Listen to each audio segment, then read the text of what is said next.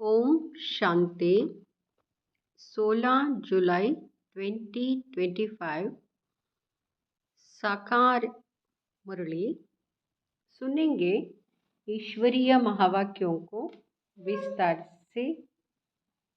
मीठे बच्चे, जो सर्व की सद्गति करने वाला जीवन मुक्तिदाता है वह आपका बाप बना है। तुम उनकी संतान हो तो कितना नशा रहना चाहिए। प्रश्न, किन बच्चों की बुद्धि में बाबा की याद निरंतर नहीं ठहर सकती है? उत्तर, जिन्हें पूरा पूरा निश्चय नहीं है उनकी बुद्धि में याद ठहर नहीं सकती। हमको कौन सिखला रहे हैं यह जानते नहीं तो याद किसको करेंगे? जो यथार्थ पहचान कर याद करते हैं उनके ही विकर्म विनाश होते। बाप स्वयं ही आकर अपने और अपने घर का यथार्थ पहचान देते हैं। ओम शांति। अब ओम शांति का अर्थ तो सदैव बच्चों को याद होगा। हम आत्मा है, हमारा घर है निर्वाण धाम व मूल वतन।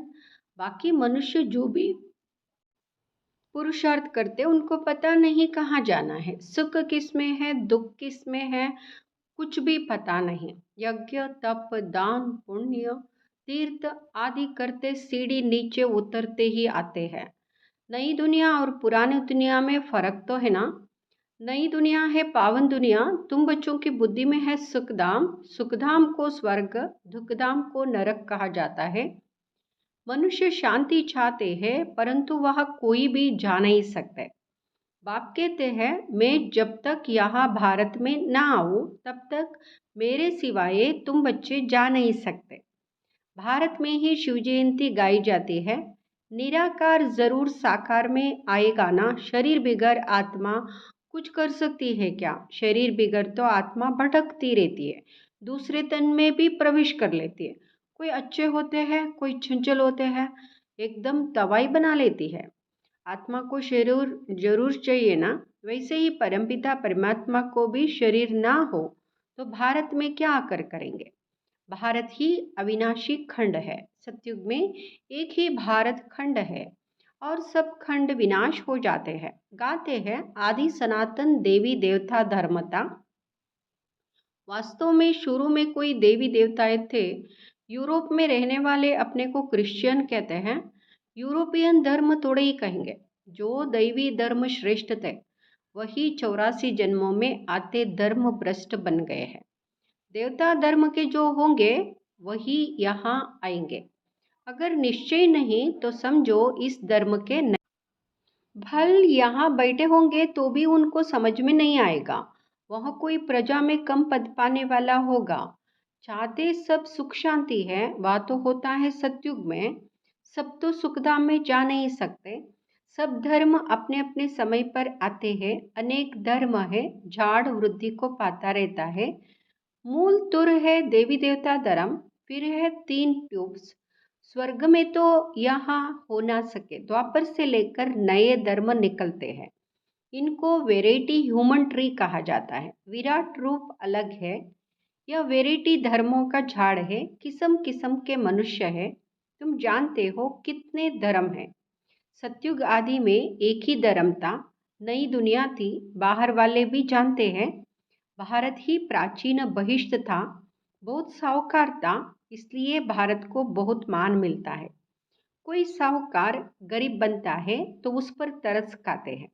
बेचारा भारत क्या हो पड़ा है। यह भी ड्रामा में पार्ट है। कहते भी है सबसे जास्ती रहमदिल ईश्वर ही है और आते भी भारत में हैं। गरीबों पर जरूर साहूकार ही रहम करेंगे ना। बाप है बेहद का साहूकार, ऊंचते ऊंच बनाने वाला। तुम किसके बच्चे बने हो? वह भी नशा होना चाहिए। परमपिता परमात्मा शिव की हम संतान हैं, जिसको ही जीवन मुक्ति दाता सदगति दाता कहते हैं। जीवन मुक्ति पहले पहले सतयुग में होती है, या तो है जीवन बंद। भक्ति मार्ग में पुकारते बाबा छुड़ाओ, तुम पुकार नहीं सकते। तुम जानते हो बाप जो ज्ञान का सागर है वही वर्ल्ड की हिस्ट्री ज्योग्राफी का सार समझा रहे हैं। नॉलेजफुल है। यह तो खुद कहते हैं मैं भगवान नहीं हूँ। तुम्हें तो देह से न्यारा देही अभिमानी बनना है। सारी दुनिया को अपने शरीर को भी भूलना है। यह भगवान है नहीं, इनको कहते ही है बाप दादा। बाप है ऊंचते ऊंच, यह पतित पुराना तन है। महिमा सिर्फ एक की है, उनसे योग लगाना है तभी पावन बनेंगे, नहीं तो कभी पावन बन नहीं सकेंगे और पिछाड़ी में हिसाब किताब चुक कर सजाए खाकर चले जाएंगे। भक्ति मार्ग में हम सो हम का मंत्र सुनते आए हो। हम आत्मा सो परमपिता परमात्मा सो हम आत्मा, यही रॉन्ग मंत्र परमात्मा से बेमुख करने वाला है। बाप कहते हैं बच्चे, परमात्मा सो हम आत्मा कहना यह बिल्कुल रॉन्ग है। अभी तुम बच्चों को वर्णों का भी रहस्य समझाया गया है। हम सो ब्राह्मण है, फिर हम सो देवता बनने के लिए पुरुषार्थ करते हैं, फिर हम सो देवता बन क्षत्रिय वर्ण में आएंगे और कोई को थोड़े ही पता है हम कैसे 84 जन्म लेते हैं, किस कुल में लेते हैं। तुम अभी समझते हो हम ब्राह्मण हैं, बाबा तो ब्राह्मण नहीं है, तुम ही इन वर्णों में आते हो। अब ब्राह्मण धर्म में एडॉप्ट किया है, शिव बाबा द्वारा प्रजापिता ब्रह्मा की संतान बने हो। यह भी जानते हो निराकारी आत्माएं असली ईश्वरीय कुल की है। निराकारी दुनिया में रहने वाली है, फिर साकारी दुनिया में आती है, पाठ बजाने आना पड़ता है। वहां से आए, फिर हमने देवता कुल में 8 जन्म लिए, फिर हम क्षत्रिय कुल में वैश्य कुल में आते हैं। समझाते हैं तुमने इतने जन्म देवी कुल के लिए, फिर इतने जन्म क्षत्रिय कुल में लिए। 84 जन्मों का चक्र है तुम्हारे बिगर यहाँ ज्ञान और कोई को मिल ना सके। जो इस धर्म के होंगे वही यहाँ आएंगे। राजधानी स्थापन हो रही है, कोई राजा रानी कोई प्रजा बनेंगे। Suryavanshi Lakshmi Narayan the first second third 8 गद्दी चलती है। फिर क्षत्रिय धर्म में भी फर्स्ट सेकेंड थर्ड ऐसा चलता है। यह सब बातें बाप समझाते हैं। ज्ञान का सागर जब आते हैं तो भक्ति खलास हो जाती है, रात खत्म हो दिन होता है। वह किसी भी प्रकार के धक्के नहीं होते, आराम ही आराम है, कोई हंगामा नहीं। यह भी ड्रामा बना हुआ है। भक्ति कल्ट में ही पाप आते हैं, सबको वापस जरूर जाना है, फिर नंबरवार उतरते हैं। क्राइस्ट आएंगे तो फिर उनके धर्म वाले भी आते रहेंगे। अभी देखो कितने क्रिश्चियन हैं। क्राइस्ट हो गया क्रिश्चियन धर्म का बीज। इस देवी देवता धर्म का बीज है परमपिता परमात्मा शिव। तुम्हारा धर्म स्थापन करते हैं परमपिता परमात्मा। तुमको ब्राह्मण धर्म में किसने लाया? बाप ने एडॉप्ट किया तो उनसे छोटा ब्राह्मण धर्म हो। ब्राह्मणों की चोटी गाई जाती है, यहाँ है निशानी छोटी, फिर नीचे आओ तो शरीर बढ़ता जाता है। यह सब बातें बाप ही बैठ समझाते हैं। जो बाप कल्याणकारी है वही आकर भारत का कल्याण करते हैं। सबसे अधिक कल्याण तो तुम बच्चों का ही करते। तुम क्या से क्या बन जाते हो, तुम अमरलोक के मालिक बन जाते हो। अभी ही तुम काम पर विजय पाते हो। वहां अकाली मृत्यु होती नहीं, मरने की बात नहीं, बाकी चोला तो बदलेंगे ना। जैसे सर्प एक खाल उतार दूसरी लेती है, यह भी तुम यहाँ पुरानी खाल छोड़ नई दुनिया में नई खाल लेंगे। सत्युग को कहा जाता है गॉर्डन ऑफ फ्लावर्स। कभी कोई कुवचन वहां नहीं निकलता। यह तो है ही कुसंग, माया का संग है ना, इसलिए इनका नाम ही है रौरव नरक। जगह पुरानी होती है तो म्युनिसिपालिटी वाले पहले से ही खाली करा देते हैं। बाप भी कहते हैं जब पुरानी दुनिया होती है तब हम आते हैं। ज्ञान से सद्गति हो जाती है, राजयोग सिखाया जाता है। भक्ति में जैसे दान पुण्य करते हैं तो अल्पकाल के लिए सुख मिलता है। राजाओं को भी सन्यासी लोग वैराग्य दिलाते हैं, यहाँ तो कागविष्टा समान सुख है। अभी तुम बच्चों को बेहद का वैराग्य, यह है ही पुरानी दुनिया। अब सुखधाम को याद करो, फिर वाया शांतिधाम यहाँ आना है। दिलवाड़ा मंदिर में हुबहू तुम्हारा इस समय का यादगार है।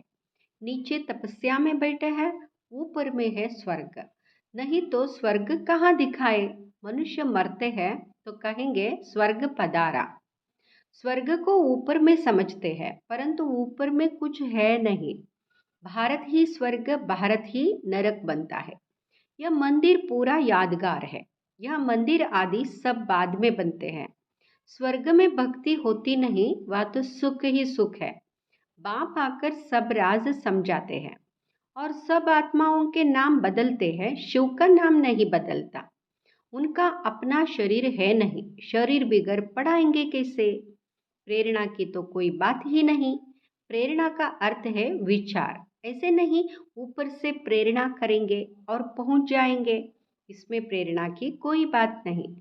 जिन बच्चों को बाप की पूरी पहचान नहीं, पूरा निश्चय नहीं, उनकी बुद्धि में याद भी ठहरेगी नहीं। हमको कौन सिखला रहे हैं? वह जानते नहीं तो याद किसको करेंगे?